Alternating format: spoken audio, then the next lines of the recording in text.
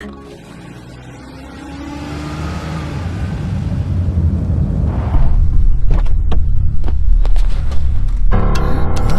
పోలీసులు వచ్చారేంటండి?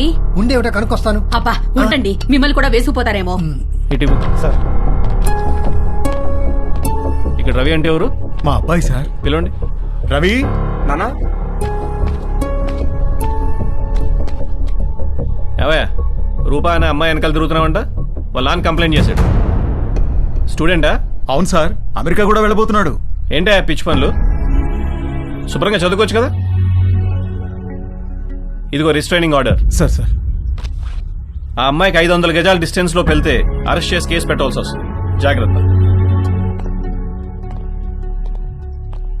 నాన్న ఇలా రా, కూర్చో. ఒరేయ్, నువ్వు పుట్టిన తర్వాత నువ్వు తప్ప మాకు వేరే ప్రపంచం తెలియదురా. మా ఆశలన్నీ నీ మీదే, మా కలలన్నీ నీ భవిష్యత్తు గురించే. అన్నీ కట్టేసుకుని పైసా పైసా కూడబెట్టి నిన్ను చదివించుకున్నావు. నువ్విప్పుడు అమెరికా వెళ్తున్నావంటే ఎంత గర్వంగా ఉందో తెలుసా మాకు. మా కష్టార్జితం అంతా ఒక అమ్మాయి కోసం వృధా చేయొద్దురా.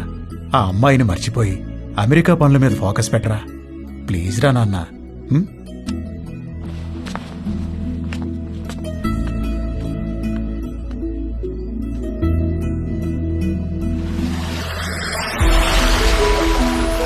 నాకు అమెరికా వెళ్ళాలనే థాట్ అస్సలు లేదు.